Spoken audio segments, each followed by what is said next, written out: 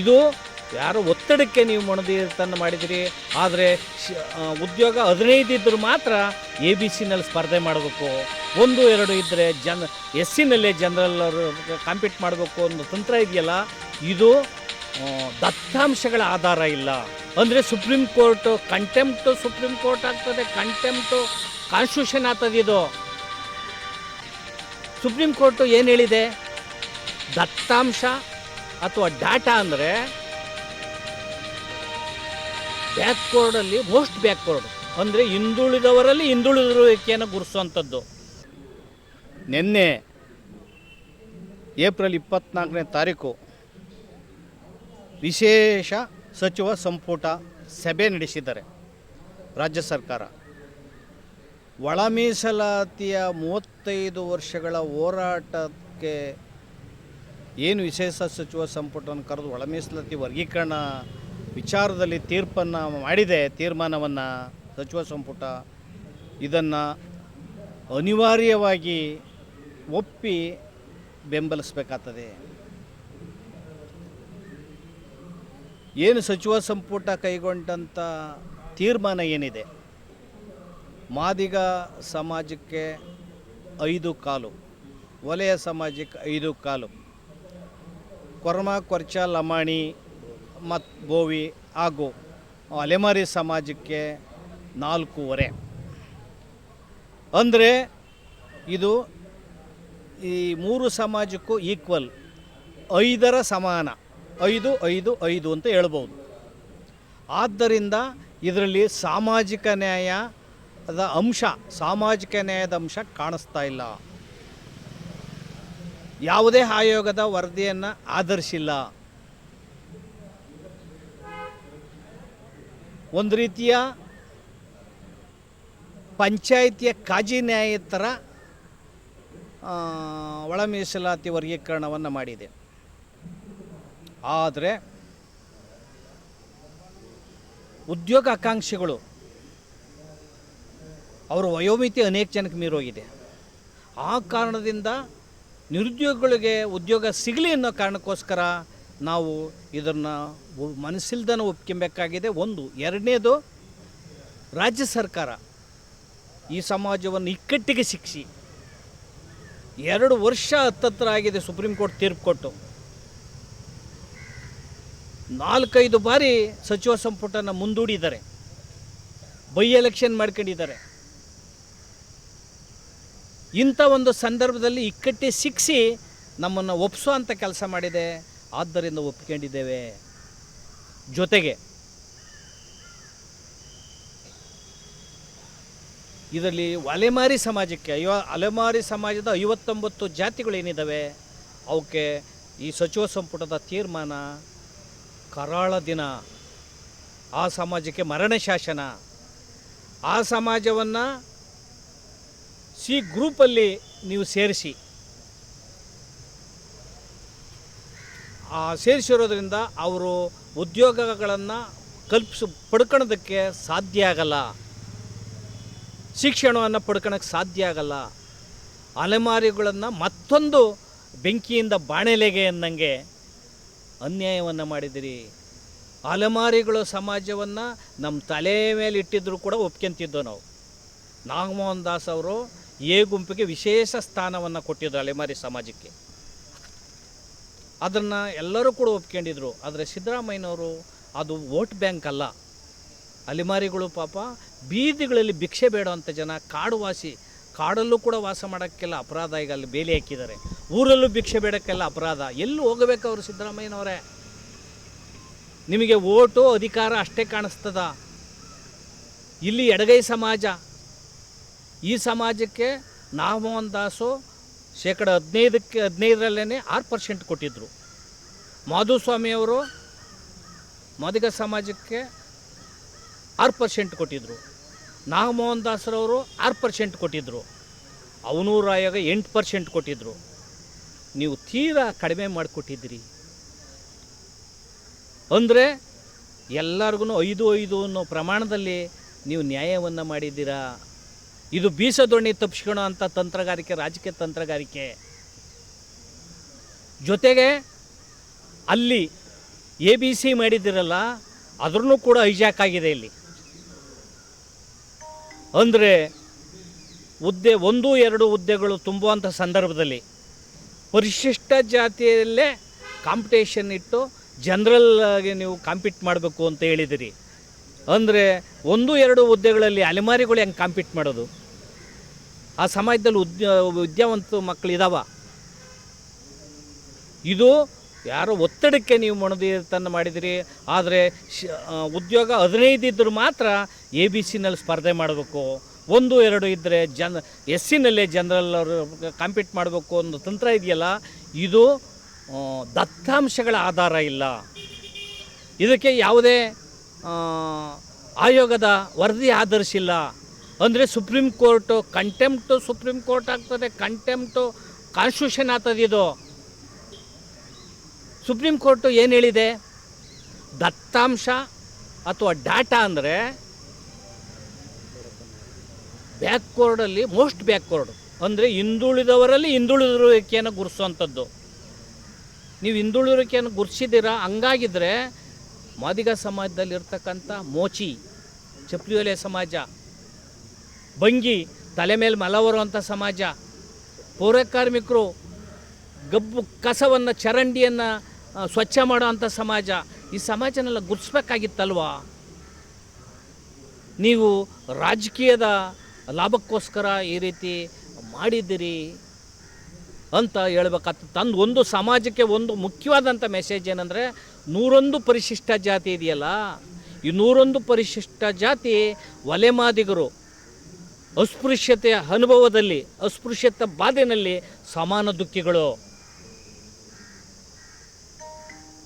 ಆದರೆ ಈ 101 ಜಾತಿಗಳಲ್ಲಿ 40 ಜಾತಿಗಳು ಪ್ರಬುದ್ಧ ವಿದ್ಯಾಸಿರಿ ಯೋಜನೆಯಲ್ಲಿ ಸ್ವತಂತ್ರ ನಂತರ ಅರ್ಜಿನೇ ಸಲ್ಲಿಸಿಲ್ಲ ಮಕ್ಕಳು ಸರ್ಕಾರಕ್ಕೆ. ಇನ್ನು 40 ಜಾತಿಗಳು ವೈದ್ಯರಾಗಲಿ ಇಂಜಿನಿಯರ್ ಆಗಲಿ ಇಲ್ಲವೇ ಇಲ್ಲ. ಇನ್ನು 41 ಜಾತಿಗಳಲ್ಲಿ ಯಾವುದೇ ಪಂಚಾಯತಿ ಸದಸ್ಯ ಕೂಡ ಇಲ್ಲ. ಇನ್ನೊಂದು 16 ಜಾತಿಗಳಲ್ಲಿ ಯಾವುದೇ ಸೌಲಭ್ಯಗಳಿಗೆ ಸ್ವಾತಂತ್ರ್ಯ ನಂತರ, ಸ್ವಾತಂತ್ರ್ಯ ಪೂರ್ವದಲ್ಲಿ ನಂತರ ಅರ್ಜಿಗಳೆಲ್ಲ ಸಲ್ಲಿಸಿಲ್ಲ. ಇಂಥ ಕಟ್ಟಕಡೆ ಸಮಾಜಕ್ಕೆ ಮೀಸಲಾತಿ ಕೊಡಬೇಕು ಅನ್ನೋದೇ ಅಂಬೇಡ್ಕರ ದೇವೋದ್ದೇಶ, ಸಾಮಾಜಿಕ ನ್ಯಾಯದ ಪರಿಕಲ್ಪನೆ, ಸಾಮಾಜಿಕ ನ್ಯಾಯದ ಆಶಯ. ಅದು ಸಿದ್ದರಾಮಯ್ಯನವ್ರಿಗೆ ಕಾಣಿಸ್ಲುವ ಇದು ಸುಪ್ರೀಂ ಕೋರ್ಟ್ ಕೊಟ್ಟಿರುವಂಥ ಡೈರೆಕ್ಷನ್ನು. ಆ ಕಾರಣದಿಂದ ನಾವು ಪರಿಶಿಷ್ಟ 101 ಜಾತಿಗಳಿಗೂ ಕೂಡ ಜನಸಂಖ್ಯೆಗೆ ಆಧರಿಸಿ ಒಳ ಮೀಸಲಾತಿ ವರ್ಗೀಕರಣ ಮಾಡಬೇಕು ಅಂತ ನಮ್ಮ ಹೋರಾಟ. ಏನು ಕೊರ್ಮ ಕೊರ್ಚೆಲ್ಲ ಮಾಡಿ ಸಮಾಜ, ನಮ್ಮ ಸೋದರ ಸಮಾಜ, ನಾವು ನಿಮಗೆ ಒಂದು ಕಿವಿ ಮಾತನ್ನು ಹೇಳ್ತೀವಿ. ಹೊರ ರಾಜ್ಯಗಳಲ್ಲಿ, ಬೇರೆ ರಾಜ್ಯಗಳಲ್ಲಿ ಕರ್ನಾಟಕ ಬಿಟ್ಟರೆ ನೀವು ಬ್ಯಾಕ್ವರ್ಡ್ ಕ್ಲಾಸ್ ಲೀಸ್ಟಲ್ಲಿದ್ದೀರ. ಕರ್ನಾಟಕದಲ್ಲಿ SC ಲೀಸ್ಟಲ್ಲಿ ಇಟ್ಕೊಂಡಿದ್ದೀವಿ ಇಲ್ಲಿ ಒಲೆಮಾದಿಗ ಸಮಾಜ. ಒಲೆಮಾದಿಗ ಸಮಾಜದ ಎಂದೂ ಕೂಡ ಕೊಡಬೇಡಿ ಅಂತ ನಾವು ವಾದವನ್ನು ಮಾಡಿಲ್ಲ. ಜೊತೆಗೆ ಒಲೆಮಾದಿಗರ ಜಗಳದಲ್ಲಿ, ಒಲೆಮಾದಿಗರ ಬೀದಿ ಜಗಳದಲ್ಲಿ C ಗ್ರೂಪ್ಗೆ ಇವತ್ತು ಲಾಭ ಆಗಿದೆ, ಸಿಹಿ ಸುದ್ದಿಯಾಗಿದೆ. ಅಂದರೆ ನೀವು ವೋಟ್ ಬ್ಯಾಂಕು, ಆ ಕಾರಣದಿಂದ ಲಾಭ ಮಾಡಿಕೊಟ್ಟಿದ್ದಾರೆ ಸಿದ್ದರಾಮಯ್ಯನವರು. ಈ ಮಾದಿಗ ಸಮಾಜದಲ್ಲಿ ಪ್ರಬಲ ರಾಜಕಾರಣಿಗಳಿಲ್ಲ, ಪ್ರಬಲ ಮುಖಂಡರಿಲ್ಲ, ರಾಜಕೀಯದಲ್ಲಿ ಪ್ರಬಲ ನಾಯಕರಿಲ್ಲದ ಸಮಾಜ ಅನಾಥ. ಇವತ್ತು ಸಮಾಜ ಅನಾಥ ಆಗಿದೆ. ಕೆಲವು ರಾಜಕಾರಣಿಗಳು ಹೇಳ್ತಾ ಇದ್ದೀರಾ ಸುವರ್ಣ ಅಕ್ಷರದಲ್ಲಿ ಬರೆದ್ಬಿಡ್ಬೇಕು. ಯಾವುದನ್ನು ಸ್ವಾಮಿ ಸುವರ್ಣ ಅಕ್ಷರದಲ್ಲಿ ಬರಿಬೇಕು? 35 ವರ್ಷ ದೇಶದಲ್ಲೇ ಯಾವ ಹೋರಾಟ ನಡೆದಿಲ್ಲ ಸುದೀರ್ಘವಾಗಿ. 8-10 ಜನ ಸತ್ತೋಗಿದ್ದಾರೆ ಹೋರಾಟ ಮಾಡೋಕ್ಕೋಗಿ. ಅನೇಕ ಜನ 9 ಜನ ಸತ್ತೋಗಿದ್ದಾರೆ. ಅನೇಕ ಜನ ಜೀವ ಕಳ್ಕೊಂಡಿದ್ದಾರೆ, ಜೀವಮಾನ ಕಳ್ಕೊಂಡಿದ್ದಾರೆ. ಅದು ಸುವರ್ಣ ಅಕ್ಷರದ ಬರಿಬೇಕಾ? ಸಾಮಾಜಿಕ ನ್ಯಾಯನ ಸಮಾಪ್ತಿ ಮಾಡಿದರೆ ಅದು ಸುವರ್ಣ ಅಕ್ಷರದ ಬರಿಬೇಕಾ? SC/PTSP ಪರಿಶಿಷ್ಟ ಜಾತಿಯವರ ಹಣ 39,000 ಕೋಟಿ ಹಣ ದುರುಪಯೋಗ ಮಾಡಿದೆಯಲ್ಲ ಈ ಸರ್ಕಾರ, ಸಿದ್ದರಾಮಯ್ಯವ್ರ ಸರ್ಕಾರ. ಅಹಿಂದ ನಾಯಕರು ಸಾಮಾಜಿಕ ನ್ಯಾಯ ಅಂತೇಳಿ ಅದನ್ನು ಸುವರ್ಣ ಅಕ್ಷರದ ಬರೀಬೇಕಾ? ಒಳ ಮೀಸಲಾತಿ ಸುಪ್ರೀಂ ಕೋರ್ಟ್ ಆದೇಶ ಕೊಟ್ಟರು ಕೂಡ 2 ವರ್ಷ ಹತ್ತತ್ರ ನೀವು ಹಾಗೆ ಇಟ್ಕೊಂಡಿದ್ದೀರಲ್ಲ, ಅದನ್ನು ಸುವರ್ಣ ಅಕ್ಷರದ ಬರೀಬೇಕಾ? ಅನೇಕರು ಬೀದಿ ಜಗಳ ಆಗಿದೆ. ವಲಯ ಸಮಾಜ ಬೀದಿಗಳಿದೆ ಹೋರಾಟ ಮಾಡೋಕ್ಕೆ, ಮಾದಿಗ ಸಂಬಂಧಿತ ಬೀದಿಗಳಿದೆ, ಕೊರ್ಚ ಮಾಡಿ ಸ್ಪೃಶ್ಯ ಸಮಾಜ ಬೀದಿಗಳಿದೆ, ಅಲೆಮಾರಿ ಸಮಾಜ ಹಪಾಪಿ ಇಡ್ತಾ ಇದೆ, ನೋವನ್ನು ಆಕ್ರಂದವನ್ನು ಹೇಳ್ಕೊಳಕ್ಕೆ ಜಾಗ ಇಲ್ಲ. ಅದನ್ನು ಸುವರ್ಣ ಅಕ್ಷರದ ಬರೀಬೇಕಾ? ನಾನು ನನ್ನ ಸಮಾಜದಲ್ಲಿ 101 ಸಮಾಜದಲ್ಲಿ ನಾನು ಅತ್ಯಂತ ವಿನೀತವಾಗಿ 5 ವರ್ಷದ ಹೋರಾಟಗಳ ಸುದೀರ್ಘ ಹೋರಾಟವನ್ನು ಕ್ರಮಿಸಿದಂಥ ನಾನು ತಮ್ಮಲ್ಲಿ ಈ 101 ಈ ಸೋದರ ಸಮಾಜದಲ್ಲಿ ನಾನು ಅತ್ಯಂತ ವಿನೀತವಾಗಿ ಮನವಿ ಮಾಡೋದೇನೆಂದರೆ, ಈ ಬೀದಿ ಜಗಳವನ್ನು ಇಲ್ಲಿಗೆ ಕೊನೆ ಮಾಡಿ, ಒಂದು ಟೆಕ್ನಿಕಲ್ ಎಂಡ್ ಆಗಿದೆ. ಒಳ ಮೀಸಲಾತಿ ಅಥವಾ ಮೀಸಲಾತಿಗೋಸ್ಕರ ಕಿತ್ತಾಟ ಮಾಡಿ, ನೀವು ಕಿತ್ತಾಟ ಮಾಡ್ತಾ ಇರೋರು ರಾಜಕೀಯ ಏನು ರುಚಿ ಕಂಡವರು, ನೀವು ಕಿತ್ತಾಟ ಮಾಡ್ತಾ ಇರೋರು ಇಲ್ಲಿ ಮಿಡಿಯೇಟ್ರು. ರಿಯಲ್ ಸಮಾಜ ಅಲ್ಲ, ರಿಯಲ್ ಸಮಾಜ ಇರೋದು ಒಲೆಮಾದಿಗ ಸಮಾಜ, ಕೊರ್ಚ ಅಲೆಮಾರಿಗ ಸಮಾಜ ಊರುಗಳಲ್ಲಿದೆ. ಎಲ್ಲರೂ ಸೋದರತ್ವದಿಂದ ಬದುಕ್ತಾ ಇದ್ದಾರೆ ಅವರು. ಆ ಕಾರಣದ ನಿಮ್ಮಲ್ಲಿ ಸಾಮರಸ್ಯ ಇರಲಿ, ನೀವು ಒಂದಾಗಲಿ. ಬಾಬಾ ಸಾಹೇಬ್ ಅಂಬೇಡ್ಕರ್ ಅವರ ವಿಷನ್ ಏನಿದೆ, ಅವ್ರ ಡೈರೆಕ್ಷನ್ ಏನಿದೆ, ಅದನ್ನು ನೀವು ಅರ್ಥ ಮಾಡ್ಕೋಬೇಕು ಅಂತ ನಾನು ಈ ಸಮಾಜವನ್ನು ಅವ್ರು ಹೇಳಿದ್ದು. ನನ್ನ ಈ ಸಮಾಜ ಏನಿದೆ, ನೀವು ಸ್ವತಂತ್ರ ರಾಜಕೀಯ ಪಕ್ಷವನ್ನು ಕಟ್ಟಿ ದೇಶವನ್ನು ಆಳುವ ದೊರೆಗಳಾಗಬೇಕು, ಈ ದೇಶ ಪ್ರಬುದ್ಧ ದೇಶ ಆಗಬೇಕು ಅಂತ ಬಾಬಾ ಸಾಹೇಬರ ಕನಸು. ರಾಜಕೀಯ ಹೋರಾಟವನ್ನು ಮಾಡ್ಕೊಂಡು ಬಂದಿದ್ದಾರೆ. ದೇಶದಲ್ಲೇ 85% ಇರ್ತಕ್ಕಂಥ SC ST OBC ಧಾರ್ಮಿಕ ಅಲ್ಪಸಂಖ್ಯಾತ ಸಮಾಜ ಈ ದೇಶದ ರಾಜಕೀಯ ಆಡಳಿತಕ್ಕೆ ಬರಬೇಕು. ಸಂಪತ್ತು ಸಮಾನವಾಗಿ ಹಂಚಿಕೆ ಆಗಬೇಕು, ಶಿಕ್ಷಣ ಸಮಾನವಾಗಿ ಹಂಚಿಕೆ ಆಗಬೇಕು ಅನ್ನೋದು ಬಾಬಾ ಸಾಹೇಬರ ಕನಸು. ಮೀಸಲಾತಿ ಶಾಶ್ವತ ಪರಿಹಾರ ಅಲ್ಲ, ತಾತ್ಕಾಲಿಕ ಪರಿಹಾರ. ಅದ್ರ ಉದ್ಯೋಗಗಳು ಶಿಕ್ಷಣಗಳು ಸಾಕಷ್ಟು ಮಟ್ಟಿಗೆ ಸಿಗ್ತದೆ ಅನ್ನೋ ಕಾರಣಕ್ಕೋಸ್ಕರ ನಾವು ಹೋರಾಟಗಳನ್ನು ಮಾಡ್ಕೊಂಬಂದಿದ್ದೀವಿ. ಆದ್ದರಿಂದ ನಿಮಗೆ ರಾಜಕೀಯ ಪ್ರಜ್ಞೆ ಇರಲಿ. ಈ ಸಮಾಜ ಮಾರಾಟ ಸಮಾಜ ಆಗೋದು ಬೇಡ. ರಾಜಕಾರಣಕ್ಕೆ ಎಂಡಕ್ಕೆ ಹಣಕ್ಕೆ ಓಟನ್ನು ಹಾಕಿ ಇವ್ರ ಮುಂದೆ ಕೈ ಎಡ್ಡೋದು ಬೇಡ. ಕಾಂಗ್ರೆಸ್ಸು BJP ದಳ ಎಲ್ಲನೂ ಕೂಡ ಮೋಸ ಮಾಡಿದೆ ಸಮಾಜಕ್ಕೆ. ಪ್ರಣಾಳಿಕೆಗಳಲ್ಲಿ ಹಾಕ್ಕೊಂಡಿವರು ಎಲ್ಲರೂ ಕೂಡ ಅಧಿಕಾರಕ್ಕೆ ಬಂದು, ಕಾಂಗ್ರೆಸ್ಸು BJP ದಳ ಅಧಿಕಾರಕ್ಕೆ ಬಂದು ನಮ್ಮನ್ನು ಮೋಸವನ್ನು ಮಾಡಿದ್ದಾರೆ. ಸಹಸ್ರಾರು ವರ್ಷಗಳಿಂದ ಶಿಕ್ಷಣ ಉದ್ಯೋಗ ವಂಚನೆ ಆದಂಥ ಈ ಅನಾಥ ಸಮಾಜಗಳು ಮುಂದೆ ಸದೃಢ ಆಗಬೇಕು. ಇಲ್ಲಿಗೆ ನಿಮ್ಮ ಸಾಮರಸ್ಯ ಬೆಸೆಬೇಕು, ಎಲ್ಲರೂ ಒಂದಾಗಬೇಕು, ಬಡಿದಾಟವನ್ನು ಬಿಡಬೇಕು ಅಂತೇಳಿ ಕೊನೆಯದಾಗಿ ಸಂಪೂರ್ಣ ಮೀಸಲಾತಿ ಜಾರಿಯಾಗಬೇಕು, ಬಡ್ತಿನಲ್ಲಿ ಮೀಸಲಾತಿ ಜಾರಿಯಾಗಬೇಕು, ಖಾಸಗಿ ರಂಗದಲ್ಲಿ ಮೀಸಲಾತಿ ಬರಬೇಕು,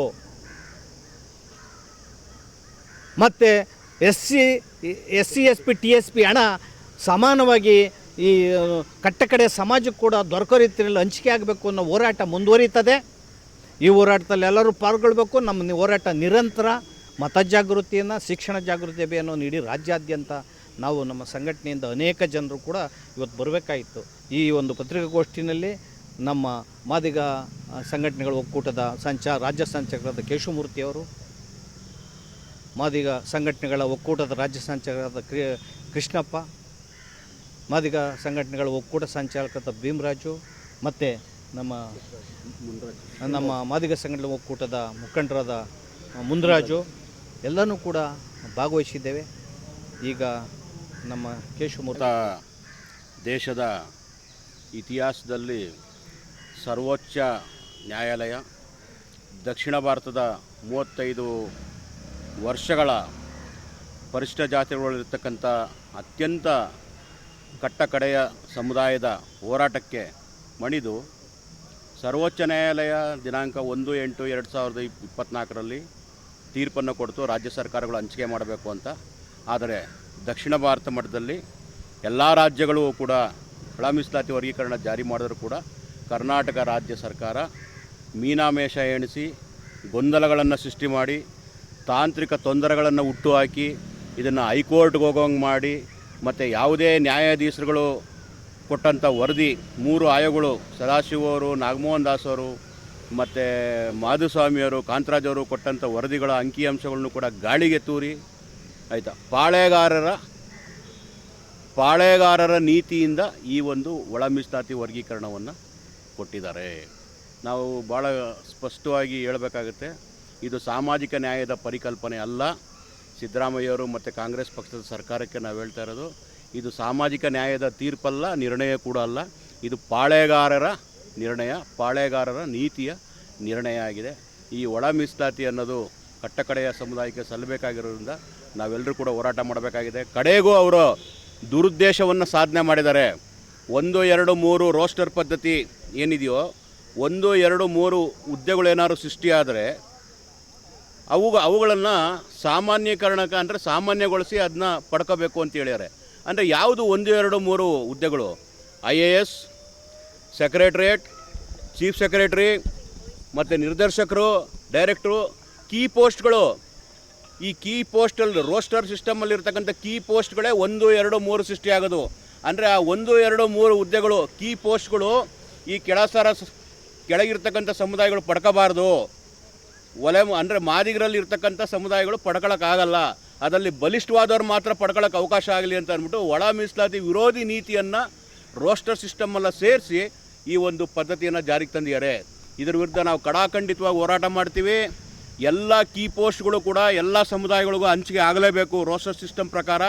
ಇಲ್ಲ ಅಂತಂದರೆ ನಾವು ಸರ್ಕಾರಕ್ಕೆ ಚೀಮಾರಿ ಹಾಕಿ ಸರಿಯಾದಂಥ ಪಾಠವನ್ನು ಕಲಿಸ್ತಕ್ಕಂಥ ಜವಾಬ್ದಾರಿಯನ್ನು ಮುಂದಿನ ಚುನಾವಣೆಯಲ್ಲಿ ತಗೊತೀವಿ. ಮತ್ತು ಈ ಸರ್ಕಾರಕ್ಕೆ ಎಚ್ಚರಿಕೆಯನ್ನು ಕೊಡ್ತಾ ಇದ್ದೀವಿ. ನೀವು ನಯವಂಚಕತನದಿಂದ ಮೂಗಿಗೆ ತುಪ್ಪ ಸವರಿ ಒಳ ಮೀಸಲಾತಿ ಮಾಡಿದ್ದೀವಿ ಅಂತೇಳಿ ಕೀ ಪೋಸ್ಟ್ಗಳನ್ನು ತಳ ಸಮುದಾಯಗಳು ಕೊಡದೆ 1, 2, 3 ಹುದ್ದೆಗಳನ್ನು ನೀವು ಸಾಮಾನ್ಯವಾಗಿ ಹಂಚ್ಕೊಳ್ಳಿ ಅಂತ ಹೇಳಿದ್ರೆ ಅದು ಶುದ್ಧ ತಪ್ಪು. ಇದು ಪಾಳೆಗಾರರ ತೀರ್ಪು. ಈ ಪಾಳೆಗಾರರ ತೀರ್ಪಿಗೆ ವೋಟ್ ಬ್ಯಾಂಕ್ ರಾಜಕಾರಣದ ತೀರ್ಪು. ಅದಕ್ಕೆ ನಾವು ತಕ್ಕನಾದಂಥ ಉತ್ತರ ಕೊಟ್ಟೇ ಕೊಡ್ತೀವಿ. ವೋಟ್ ಬ್ಯಾಂಕಿನ ಮೂಲಕನೇ ಈ ಸರ್ಕಾರಕ್ಕೆ ಸರಿಯಾದಂಥ ಪಾಠ ಕಲಿಸ್ತೀವಿ ಅಂತಕ್ಕಂಥ ಎಚ್ಚರಿಕೆಯನ್ನು ಕೊಡ್ತಾ ಇದ್ದೀವಿ. ಸಂಭ್ರಮಾಚರಣೆ ಮಾಡಿದ್ರಲ್ಲ ಸರ್ ಅವರು ಸಂಪುಟದಲ್ಲಿ ಘೋಷಣೆ ಆಗ್ತದೆ. ಒಳ್ಳೆ ಪ್ರಶ್ನೆ. ಸಂಭ್ರಮಾಚರಣೆ ಮಾಡುವಂಥದ್ದು ಸಿಹಿ ಹಂಚುವಂತಹ ತೀರ್ಪು ಅಲ್ಲ ಇದು. ಅಂದರೆ ಒಳ ಮೀಸಲಾತಿ ವರ್ಗೀಕರಣದ ತೀರ್ಪಿನ ಗುಟ್ಟನ್ನು ಅರ್ಥ ಮಾಡ್ಕೊಳ್ಳೋದ್ರಲ್ಲಿ ನಮ್ಮ ಸಮಾಜದ ಸಚಿವರು ವಿಫಲರಾಗಿದ್ದಾರೆ. ಅಂದರೆ ಒಳ ಮೀಸಲಾತಿ ವರ್ಗೀಕರಣ ಏನು ಸಚಿವ ಸಂಪುಟ ಮಾಡಿದೆ ಅದರಲ್ಲಿ 1, 2 ಹುದ್ದೆ ಖಾಲಿ ಇದ್ದರೆ 3 ಖಾಲಿ ಇದ್ದರೆ ಜನರಲ್ಗೆ ಕಾಂಪಿಟೇಷನ್ ಮಾಡಬೇಕು SCಗಳು ಅಂತ ಹೇಳಿ ಒಂದು ತೀರ್ಮಾನವನ್ನು ಕೊಟ್ಟಿದೆ. ಅದರ ಒಳರ್ಥ ಏನಂದರೆ 1 ಹುದ್ದೆ 2 ಹುದ್ದೆ 3 ಹುದ್ದೆ ಯಾವುದಂದ್ರೆ ಅದು ವೈಸ್ ಚಾನ್ಸಲರ್ಸ್ ಯೂನಿವರ್ಸಿಟಿಗಳಲ್ಲಿ, chief secretary, IAS, IPS, KIS, KRS ಈ ಥರದ ಕ್ಲಾಸ್ 1 ಸೀನಿಯರ್ ಪೋಸ್ಟ್ಗಳು ಏನಿದ್ದಾವೆ ಅದು ಸಿಂಗಲ್ ಹುದ್ದೆಗಳು ಬರೋದು. ಸರ್ಕಾರದ ಚೀಫ್ ಸೆಕ್ರೆಟ್ರಿ ಒಂದೇ ಹುದ್ದೆ ಬರೋದು, ಯಾವುದೋ ಯೂನಿವರ್ಸಿಟಿ ಒಂದೇ ಹುದ್ದೆ ಬರೋದು. ಇಂಥ ಹುದ್ದೆಗಳನ್ನು ವಂಚಿಸೋದಕ್ಕೆ ಮತ್ತು ಈ ಸಮಾಜದಲ್ಲಿ ಆ ಹುದ್ದೆನಲ್ಲಿ ಬರಬಾರ್ದು ಅಂತ ಹೇಳಿ ಇದನ್ನು ಗೆಜೆಟೆಡ್ ಆಫೀಸರ್ಸ್ ಆಗಬಾರ್ದು ಅನ್ನೋ ಹುನ್ನಾರ ಇದರಲ್ಲಿದೆ. ಅಂದರೆ ಈ ಕ್ಲರ್ಕ್ಗಳು ಕೂಲಿ ಕಾರ ಕುಂದ್ರ ಕೆಲಸ ಮಾಡೋರು, ಪೌರಕಾರ್ಮಿಕ ಕೆಲಸ ಮಾಡೋರು ಅಲ್ಲಿಗೆ ಮಾತ್ರ 15 ಪೋಸ್ಟ್ಗಳು ಮೇಲೆ 15, 50, 60 ಪೋಸ್ಟ್ಗಳು ಮಾತ್ರ ಇವ್ರು ತಗೊಂಡ್ಲಿ ಒಳ ಮೀಸಲಾತಿನಲ್ಲಿ. ಮತ್ತೆ ಇವ್ರಿಗೆ ಕೂಲಿಗೆ ಇಡೋಣ ಅಂತೇಳಿ ಗೆಜೆಟೆಡ್ ಪೋಸ್ಟನ್ನು ಅವಾಯ್ಡ್ ಮಾಡೋ ಅಂಥದ್ದನ್ನು ABC ವರ್ಗೀಕರಣವನ್ನು ಹೈಜಾಕ್ ಮಾಡಿದಾರಲ್ಲ, ಇದು ಅತ್ಯಂತ ಘೋರ ಅನ್ಯಾಯ ಮತ್ತು ಘನಘೋರ ಅನ್ಯಾಯ ನಡೆದಿದೆ ಇಲ್ಲಿ. ಆದ್ದರಿಂದ ಸಂಭ್ರಮಾಚರಣೆ ಸಿಹಿ ಸುದ್ದಿ ಅಲ್ಲ, ಇದು ಅರ್ಧ ಸತ್ಯ. ಮತ್ತು ಇಷ್ಟು ಹೋರಾಟ ಮಾಡಿ ದಣಿದಿರೋರು ನಾವು ಒಪ್ಕೊಬೇಕಾಗಿದೆ. ಕೀ ಪೋಸ್ಟ್ಗೆ ಒಳ ಮೀಸಲಾತಿಯನ್ನು ರದ್ದು ಮಾಡಿದ್ದಾರೆ.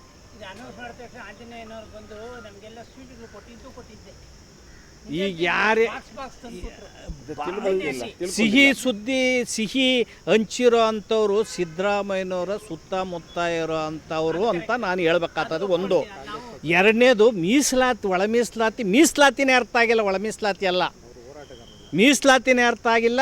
ಮತ್ತು ಹೋರಾಟಗಾರರಲ್ಲ, ಅಧ್ಯಯನಶೀಲರು ಅಲ್ಲ, ಅವ್ರಿಗೆ ರೋಸ್ಟರ್ ಪದ್ಧತಿ ಅರ್ಥ ಆಗಿಲ್ಲ, ಒಳ ಮೀಸಲಾತಿ ಅರ್ಥ ಆಗಿಲ್ಲ, ಬಿಂದುಗಳು ಅರ್ಥ ಆಗಿಲ್ಲ. ಮತ್ತು ಸರ್ಕಾರ ಏನು ಮಾಡಿದೆ ಅವ್ರಿಗೆ ಪರಿಪೂರ್ಣ ಮಾಹಿತಿನೂ ಸಿಕ್ಕಿಲ್ಲ, ಅವ್ರು ತಿಳ್ಕೊಳಕ್ಕೆ ಇಷ್ಟನೂ ಇಲ್ಲ. ರಾಜಕೀಯದ ಪೋಸ್ಟ್ಗೆ ಓಡಾಡೋ ಅಂಥವ್ರು ಕುರ್ಚಿ ಮುಖ್ಯ ಅಲ್ಲ, ನೀವು ಈ ಸಮಾಜದ ಜೀವನ ಮುಖ್ಯ ಅನ್ನೋದು ಅರ್ಥ ಮಾಡ್ಕೋಬೇಕು. ಹೋರಾಟಗಾರರು ಜೀವನ ಕಳ್ಕೊಂಡಿದ್ದಾರೆ ಅನ್ನೋದನ್ನು ತಿಳ್ಕೋಬೇಕು. ನಾವು ಬೆಂಗಳೂರಲ್ಲಿ ಫ್ರೀಡಮ್ ಪಾರ್ಕ್ನಲ್ಲಿ 50,000 75,000 ಹೋರಾಟಗಾರರು 5-6 ಸಾರಿ ಹೋರಾಟವನ್ನು ಮಾಡಿದ್ದೇವೆ. ನಾವು ಹೋರಾಟ ಮಾಡಿದಾಗೆಲ್ಲೂ ಹೋರಾಟಗಳನ್ನು ಬಂದ್ಬಿಟ್ಟು ತಾಂಡೋಗಿ ಸಿದ್ದರಾಮಯ್ಯರು ಪಾದಕ್ಕೆ ಹಾಕಿಬಿಡೋದು. ಈ ಥರದ ಒಂದು ತಂತ್ರಗಾರಿಕೆಯನ್ನು ಬಿಡಬೇಕು. ಅಭಿನಂದನೆ ಮಾಡ್ತೀವಿ, ಸಿಹಿ ಹಂಚ್ತೀವಿ ಅನ್ನೋದನ್ನು ಬಿಡಬೇಕು. ಒಳ ಮೀಸಲಾತಿ ಮಾಡೋದನ್ನ ಸರಿಯಾದ ರೀತಿಯಲ್ಲಿ ಅರ್ಥ ಮಾಡ್ಕೊಬೇಕಂತ ನಾನು ಮನವಿ ಮಾಡ್ತಾಯಿದ್ದೀನಿ. ವಿಶೇಷ ಸಚಿವ ಸಂಪುಟದಲ್ಲಿ ಒಳ ಮೀಸಲಾತಿಯನ್ನು ಜಾರಿಗೊಳಿಸಿದ್ದೀವಿ ಅಂತ ಹೇಳಿ ಮಾನ್ಯ ಮುಖ್ಯಮಂತ್ರಿಯವರ ನೇತೃತ್ವದಲ್ಲಿ ಸಚಿವ ಸಂಪುಟ ಸಭೆಯಾಗಿದೆ. ಆದರೆ ಆ ಸಭೆಯಲ್ಲಿ ಒಂದು ವಿಶೇಷವಾಗಿ ಏನಾಗಿದೆ ಅಂದರೆ ಮಾದಿಗರಿಗೆ 5 ಕಾಲು, ಛಲವಾದಿ ಸಮುದಾಯಗಳಿಗೆ 5 ಕಾಲು, ಬೋವಿ, ಲಂಬಾಣಿ, ಕೊರ್ಚ, ಕೊರ್ಮ ಮತ್ತು ಅಲೆಮಾರಿ ಸಮುದಾಯಗಳಿಗೆ 4.5% ಮೀಸಲಿಟ್ಟಿದ್ದಾರೆ. ಆದರೆ ಸಿ ಗುಂಪಿನಲ್ಲಿ ಏನು ಅಲೆಮಾರಿ ಜಾತಿಯವರು ಇದ್ದಾರಲ್ಲ, ಅಲೆಮಾರಿ ಜಾತಿಯವರು ಈಗಲೇ ಕಷ್ಟಪಡ್ತಾ ಇದ್ದಾರೆ. ಬೀದಿನಲ್ಲಿ ಇವತ್ತು ಅವರ ಸ್ಥಿತಿಗಳು ಹೆಂಗಿದ್ದಾವೆ ಅಂದರೆ ಬೀದಿಗಳಲ್ಲಿ ತಿರುಗ್ತಾ ಇದ್ದಾರೆ. ನೆಲೆ ಇಲ್ಲ, ಅವರಿಗೆ ಆಶ್ರಯಗಳಿಲ್ಲ, ಮತ್ತು ಮನೆಗಳಿಲ್ಲ, ಮತ್ತು ಉದ್ಯೋಗಗಳಿಲ್ಲ, ಹಾಗೆ ಜಮೀನುಗಳಿಲ್ಲ ಅವರಿಗೆ. ಆದರೆ ಸಿ ಗುಂಪಿನಲ್ಲಿ ಅವ್ರನ್ನ ಸೇರಿಸಿರೋದು ಹೀನಾಯ ಸ್ಥಿತಿ. ಯಾಕೆಂದರೆ ಅವ್ರಿಗೋಸ್ಕರ ನಾವು ಏನು ಮಾದಿಗ ಸಂಬಂಧಿತ ಜಾತಿಗಳೆಲ್ಲರೂ ಸೇರಿ ನಮ್ಮ ಸರಿಸಮನಾಗಿ ಅವ್ರಿಗೆ ನ್ಯಾಯ ಸಿಗಬೇಕು ಅಂತ ಹೋರಾಟ ಬರ್ತಾ ಇದ್ದೀವಿ. ಆದರೆ ಬಹುತೇಕ ಇವತ್ತೇನಾಗಿದೆ ಅಂದರೆ ಮಾದಿಗರು ಕೂಡ ಎಲ್ಲೋ ಒಂದು ಕಡೆ ನಾಗಮೋಹನ್ ದಾಸ್ ವರದಿನಲ್ಲೂ ಕೂಡ 6% ಮೀಸಲಿಡಬೇಕು ಇಟ್ಟಿದ್ದಾರೆ, 15%. ಆಮೇಲೆ ಸದಾಶಿವ ಆಯೋಗದಲ್ಲೂ ಕೂಡ 15% 6% ಮೀಸಲಾತಿಯನ್ನು ವರದಿಯನ್ನು ನೀಡಿದ್ದಾರೆ. ಆದರೆ ಇವೆಲ್ಲನೂ ತಿರಸ್ಕರಿಸಿ ಏನು 5 ಕಾಲು ಮತ್ತು 4.5 ಮಾಡಿರುವಂಥದ್ದು ಇದು ಹೀನಾಯ ಸ್ಥಿತಿ. ಮಾನ್ಯ ಮುಖ್ಯಮಂತ್ರಿ ಸಿದ್ದರಾಮಯ್ಯನವರು ಎಲ್ಲ ಒಂದು ಕಡೆ ತನ್ನ ಮಗನ ರಾಜಕೀಯದ ಮತ್ತು ಮುಖ್ಯಮಂತ್ರಿ ಆಸೆಗೋಸ್ಕರ ಈ ಮಾದಿಗರಿಗೆ ಭಾಳ ಹೀನಾಯ ಸ್ಥಿತಿನಲ್ಲಿ ಅನ್ಯಾಯ ಮಾಡಿದ್ದಾರೆ. ಹಾಗಾಗಿ ನಾವು ಹೇಳೋದಿಷ್ಟೇ, ಈ ಹೀನಾಯ ಸ್ಥಿತಿಯ ನಮಗೆ ದ್ರೋಹ, ವಂಚನೆ ಇದನ್ನೆಲ್ಲನೂ ಮಾಡಿದ್ದಾರೆ ಮಾನ್ಯ ಸಿದ್ದರಾಮಯ್ಯನವರು. ಇದನ್ನು ನಮ್ಮ ಮಾದಿಗ ಸಮುದಾಯಗಳಿಗೆ ಮತ್ತು ಮಾದಿಗ ಸಂಬಂಧಿತ ಸಮುದಾಯಗಳಿಗೆ ಯಾರೂ ಕೂಡ ನಮ್ಮಲ್ಲಿ ಕಿವಿ ಮಾತು ಹೇಳೋದೇನೆಂದರೆ ಇದನ್ನು ಸಂಭ್ರಮ ಅಂತ ಹೇಳಿ ನಾವು ಆಚರಣೆ ಮಾಡೋದು ಬೇಡ. ಇದು ಭಾಳ ಅನ್ಯಾಯ, ಘೋರ ಅನ್ಯಾಯ ಆಗಿದೆ. ಆದರೆ ನಾವು 35 ವರ್ಷಗಳಿಂದ ಏನು ಹೋರಾಟ ಮಾಡ್ಕೊಂಬಂದಿದ್ದೀವಿ, ಇನ್ನೂ 10 ವರ್ಷಗಳಾದರೂ ಪರವಾಗಿಲ್ಲ, ಸಂಪೂರ್ಣ ಒಳ ಮೀಸಲಾತಿಯನ್ನು ಜಾರಿಗೊಳಿಸಬೇಕು. ಸಂಪೂರ್ಣ ಒಳ ಮೀಸಲಾತಿ ಜಾರಿಗೊಳಿಸಲಿಲ್ಲ ಅಂದಿದ್ರೆ ನಾವು ಕೂಡ ರಾಜಕೀಯವಾಗಿ ನಾವು ಏನು ಮಾಡಬೇಕು ಮುಂದಿನ ದಿನಗಳಲ್ಲಿ ತಂತ್ರಗಾರಿಕೆಯನ್ನು ರೂಪಿಸ್ತೀವಿ. ಹಾಗಾಗಿ ಈ ಸಂಪೂರ್ಣವಾಗಿ ಏನು ಕಳೆದ 1.5 ವರ್ಷಗಳೇ ಇರೋದ್ರಿಂದ ಕಾಂಗ್ರೆಸ್ ಸರ್ಕಾರ ಸಂಪೂರ್ಣವಾಗಿ ಒಳ ಮೀಸಲಾತಿಯನ್ನು ಜಾರಿಗೊಳಿಸಲಿಲ್ಲ ಅಂದರೆ ಮುಂದಿನ ದಿನಗಳಲ್ಲಿ ಕಾಂಗ್ರೆಸ್ಸನ್ನು ಮನೆಗೆ ಕಳಿಸ್ತೀವಿ. ಹಾಗಾಗಿ ಹೇಳ್ತಾ ನನ್ನ ಮಾತುಗಳನ್ನು ಮುಗಿಸ್ತಾ ಇದ್ದೀನಿ. ಸರ್, ಏನು ನಾವು ಸಾಮಾಜಿಕ ನ್ಯಾಯಕ್ಕಾಗಿ 35 ವರ್ಷಗಳ ಹೋರಾಟ ಮಾಡ್ಕೊಂಡು ಬರ್ತಾಯಿದ್ವಿ, ಅದು ನಿಜವಾಗ್ಲೂ ನಮಗೆ ಏನಾದರೂ ಈ ವಿಶೇಷ ಸಚಿವ ಸಂಪುಟದಲ್ಲಿ ನ್ಯಾಯ ಸಿಗುತ್ತೆ ಅಂತ ನಾವು ಕಾಯ್ತಾ ಇದ್ವಿ. ಆದರೆ ನಿಜವಾಗ್ಲೂ ನಮಗೆ ನಿರಾಸೆ ಆಗಿದೆ. ಯಾಕೆಂತಂದರೆ ಎಲ್ಲ ಆಯೋಗದ ವರದಿಗಳು ಕೂಡ ಮಾದಿಗ ಸಮಾಜಕ್ಕೆ 6% ಕೊಡ್ತಾ ಬಂದ ಸಂದರ್ಭದಲ್ಲಿ ಅದನ್ನೆಲ್ಲ ಬದಿಗೊತ್ತಿ, ಎಲ್ಲ ಆಯೋಗದ ವರದಿಗಳನ್ನು ಬದಿಗೊತ್ತಿ, ಮತ್ತು ಸರ್ವೋಚ್ಚ ನ್ಯಾಯಾಲಯದ ಆದೇಶವನ್ನು ಬದಿಗೊತ್ತಿ, ಇವರು ಇಷ್ಟ ಬಂದಂಗೆ ಪಾಳುಗಾರಿಕೆತನ ಮಾಡಿಕೊಂಡು ಇವ್ರಿಗೇನು ಬೇಕು, ಯಾರು ಹುನ್ನಾರ ಮಾಡಿದ್ದಾರೆ ಆ ಹುನ್ನಾರಕ್ಕೆ ತಲೆ ಬಾಗಿಸಿ ನಿಜವಾಗ್ಲೂ ನಮಗೆ ಮಾದಿಗರಿಗೆ ಮತ್ತು ಅಲೆಮಾರಿಗಳಿಗೆ ತುಂಬ ಅನ್ಯಾಯ ಮಾಡಿದ್ದಾರೆ. ನಮಗೆ ನಿಜವಾಗ್ಲೂ ಏನು ನಮಗೆ 6% ಮೊದಲಿಂದಲೇ ಕೊಟ್ಕೊಂಬರ್ತಾ ಇದ್ದಾರೆ, ಅದು 6% ಮತ್ತು ಅಲೆಮಾರಿಗಳಿಗೆ ನ್ಯಾಯ ಸಿಕ್ಕವ್ರಿಗೂ ಕೂಡ ನಾವು ಈ ಹೋರಾಟವನ್ನು ಕೈ ಬಿಡೋದಿಲ್ಲ, ಹೋರಾಟ ಮುಂದುವರ್ಸ್ಕೊಂಡು ಹೋಗ್ತೀವಿ. ಮತ್ತು ಏನು SCP TSP ಹಣ ಏನಿದೆ ಅದು 39,000 ಕೋಟಿ ಏನಿದೆ, ಏನು ಅದು